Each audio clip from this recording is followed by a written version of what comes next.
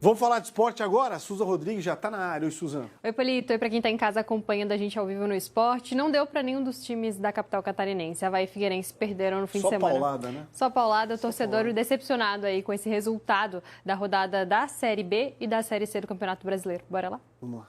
Mas a gente começa com um resumão da Série A do Brasileirão, né? O Campeonato Brasileiro, a elite do futebol nacional. De olho aqui na tela nos principais placares desse fim de semana. Bahia e Santos, empate por 2-2. Bragantino e Palmeiras, o Palmeiras, que é líder da competição, venceu o Bragantino fora de casa por 1-0. O Fluminense, como a gente viu na tela da NDTV Record, venceu a Chapecoense por 2-1. Mais uma derrota do Verdão do Oeste, que segue na lanterna da Série A. Tivemos Atlético Mineiro e Flamengo. O Flamengo ganhou de goleada do Atlético Mineiro, está aí 4-0 no placar.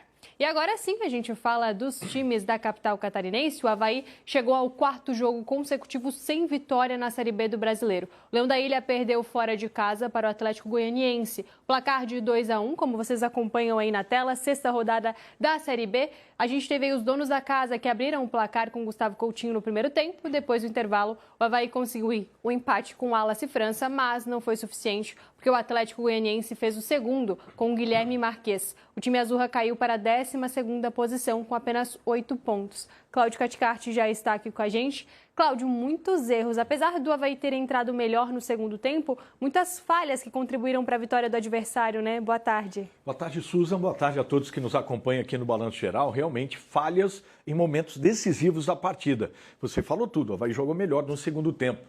Mas o primeiro tempo da equipe do Leão não foi bom, né? E olha que o Avaí voltou com sua equipe titular, exceto a lateral direita. O Alisson estava suspenso, entrou o Gabriel Simples e foi na primeira falha daquilo que a gente apontou na introdução desse comentário, que foi decisiva para a continuidade do jogo, né? Acabou sendo importantíssimo para a continuidade, acabou colocando em risco essa partida do Avaí, já que Gabriel Simples acabou cometendo um pênalti num erro de posicionamento do jogador que abriu o placar aí para a equipe do Atlético Goianiense. Olha que o Avaí teve no primeiro tempo 66% de posse de bola, mas apenas finalizou 2 vezes e uma apenas a gol.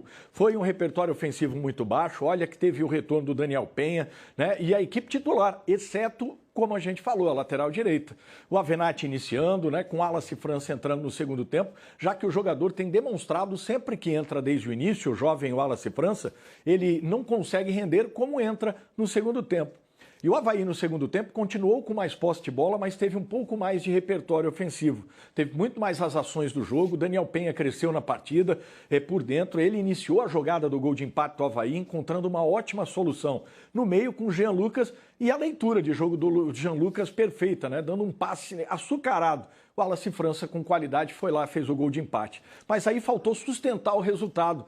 Muito rapidamente, viu, Suzana, a equipe do Atlético Goianiense conseguiu voltar à frente em nova falha. Olha que foi uma reposição de bola do goleiro. A bola foi lá para o campo de defesa, falha tanto do Baldini quanto do Alisson e a naturalidade, né? E como teve facilidade ali o jogador da equipe do Atlético, o Guilherme, acabou fazendo o gol. O Avaí não teve poder de reação, não teve outras chances claras, a não ser no finalzinho. O Baldini quase numa cobrança de falta de cabeça, ele quase fez o gol de empate.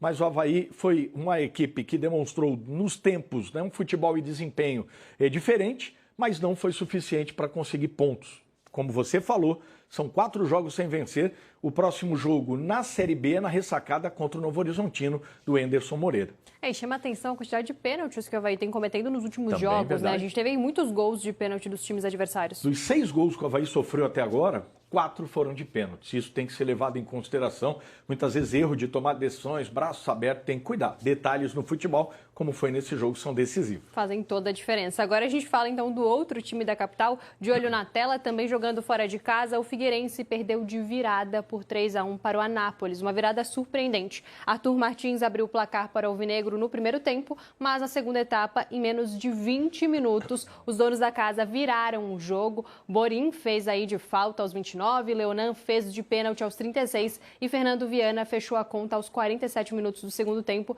Vitória do Anápolis por 3-1. E além do resultado negativo, na partida o Furacão ainda teve outra baixa. Arthur Henrique sentiu a posterior da coxa, ainda na primeira etapa da partida e está agora no departamento médico. A ausência que fez toda a diferença nessa partida, né, Cláudio? O Figueirense sentiu aí o desfalque do Arthur Henrique, além de ter se perdido ali. Quando a gente viu no segundo tempo o primeiro gol do Anápolis, o Figueirense pareceu bastante desequilibrado a partir dali, né?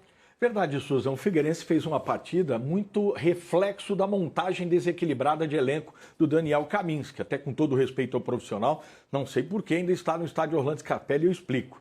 Como a Susan colocou, a equipe do Figueirense teve desfalques nessa partida. O Jean Gabriel já está fora da temporada, já voltou para o Curitiba, teve uma lesão no joelho, o LCA está fora de 2026, inclusive na sua equipe de origem. E ontem ainda perdeu durante a partida, né, o lateral esquerdo, Arthur Henrique. Perdeu toda a força do lado esquerdo. Isso demonstrou durante o jogo um jogo muito fraco, pífio, né, ridículo da equipe do Figueirense durante os dois tempos. É que no primeiro tempo o Figueirense ainda foi equilibrado, foi uma equipe até com um pouco de competitividade, num jogo fraco do adversário também, duas grandes chances apenas de cada lado e o Figueirense foi mais efetivo na dele, né? E o Arthur Martins fez um belo gol, inclusive, e conseguiu sustentar até o intervalo, pelo menos, essa vitória parcial. Agora, no segundo tempo, pesou essa falta de qualidade dentro do elenco que a gente começou aqui o comentário. Daniel Kaminski trouxe muitos jogadores com muito tempo paralisado por lesões graves. A gente lista aqui Dudu, Breno, o próprio Jean Gabriel. O Douglas Bacelar, que vinha com problema no joelho no ano passado, foi mantido. E na hora de fazer as trocas, o treinador, desde do 11 inicial, como também durante o desenvolvimento do jogo, não tem jogadores para minimamente manter esse time competitivo. O segundo tempo, viu, Susan, foi um reflexo de uma equipe que tentando, né, sustentar um resultado pelo menos de empate, teve a besteira do Léo Maia, que fez um pênalti ali, atropelando o jogador da equipe do Anápolis, e aquilo ali condicionou o jogo. O Figueirense foi completamente desorganizado, tentando fazer o 2-2 e deixou espaço. O terceiro gol foi ao natural. Eu tenho visto muita gente dizendo, não, foi 18 minutos de um apagão. Discordo completamente, não foi 18 minutos de um apagão, foi reflexo de uma equipe que não tem no elenco peças de reposição para manter o mínimo, né, de um time agressivo, ofensivo e que sustente resultados na questão defensiva, muito fruto de não ter, né, jogadores à altura para fazer durante essas trocas. E a equipe do Figueirense acabou definhando, foi ao natural aí. Olha que a equipe do Anápolis era a lanterna, né? A dupla da capital está adorando. Na Série B o Avaí, o Figueirense na Série C, as equipes lá de baixo conseguem vencer e sair do fundo do poço, né? Tivemos essa situação Avaí, Ponte Preta, agora Anápolis e Figueirense. A situação se repete, né, nas séries com os times da capital catarinense. A gente segue de olho no Figueirense, também no Avaí. A gente espera uma recuperação de ambos os times. Agora a gente está falando dos dois que precisam de uma recuperação para animar aí o torcedor e voltar à competição de fato, né, Cláudio? Retomar a confiança, né? E o Figueirense tem um pouco mais de consistência. Aliás, isso vale para o Avaí também. Competições de pontos corridos, a regularidade precisa imperar. E nem Avaí nem Figueirense estão conseguindo, só que a situação do Figueirense é mais alarmante. Faltam 15 jogos da fase de classificação. Caem 2, hein? Olha a vergonha aí de novo. Temos aí uma semana inteira para seguir acompanhando os nossos times da capital. Obrigada por hoje, Cláudio. Obrigado, Susan, e até mais. Agora, bora falar de skate, porque no fim de semana marcado pela terceira etapa nacional da STU. A pista do Abraão, na região continental de Florianópolis, foi palco para grandes nomes do skate brasileiro. A gente vai conferir agora quem foram os vencedores das categorias Park e Street no masculino e feminino. Olha só. O evento começou com atraso, mas com a pista seca e o tempo colaborando, o que se viu a partir daí foi um show de manobras que fizeram o público vibrar. Floripa tinha que ser parte do circuito nacional e tem que ser futuramente parte dos circuitos internacionais também. É uma cidade que respira skate, que tem isso na essência. Então, de fato, está consolidado, assim, a parte. Todo mundo espera muito estar aqui, espera poder assistir também a competição. Tem um sabor especial. A primeira disputa do domingo foi na modalidade de skate park masculino. Miguel Leal, de São Paulo, o caçula da competição, de apenas 16 anos, ficou com o primeiro lugar. É a minha segunda profissional. Mas em STU foi a minha primeira, eu fiquei muito feliz, porque desde pequeno é um evento que eu vejo desde pequeno, sempre vi muitas inspirações minhas andando aqui e agora tá andando e ainda ganhar é muito gratificante para mim. O catarinense Nicolas Falcão, que teve a maior pontuação da semifinal, ficou com a segunda posição, enquanto o medalhista olímpico Pedro Barros ficou com a terceira colocação. Essa competição é uma das competições de mais alto nível do skate do mundo. As pessoas que estavam aqui competindo, os profissionais, são os melhores que tem. O Brasil é a maior potência de skate park do mundo. Então, assim, tá entre esses três quer dizer que você tá literalmente entre, sabe, o topo do topo da pirâmide. E então, para mim, já é uma grande vitória. Já na disputa da segunda final do STU de Floripa, foi a vez da categoria Street masculino, com mais um show de manobras que levaram Sebastian Simoneto, do Paraná, ao primeiro lugar. A segunda posição ficou com Lucas Rabelo, do Ceará, e a terceira com Bruno Melão, do Rio Grande do Sul. Na sequência, foi a vez das mulheres também na modalidade Street. A gaúcha Maria Lúcia levou a melhor. A segunda colocação ficou com Isabelle Ávila, de São Paulo. E na terceira posição, Carla Carolina, de Alagoas.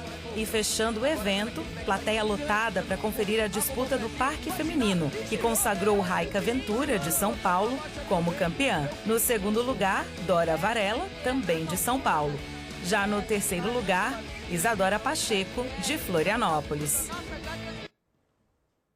Tá aí, Isadora Pacheco brilhando mais uma vez no feminino, né? Tivemos aí nomes aqui da capital catarinense representando a nossa capital no pódio e mais uma vez o skate dando um banho, né, no circuito nacional da STU, Polito. É muito feliz nessa participação da capital catarinense nesse circuito tão importante, né? É algo que até o próprio organizador falou, né? Que Floripa precisa entrar no circuito mundial. Já está no nacional, agora precisa entrar no mundial, porque tem de fato potencial e talentos para isso. E a gente segue de olho com certeza nos nossos atletas. Até amanhã, Polito. Obrigado, Suzy. Até amanhã.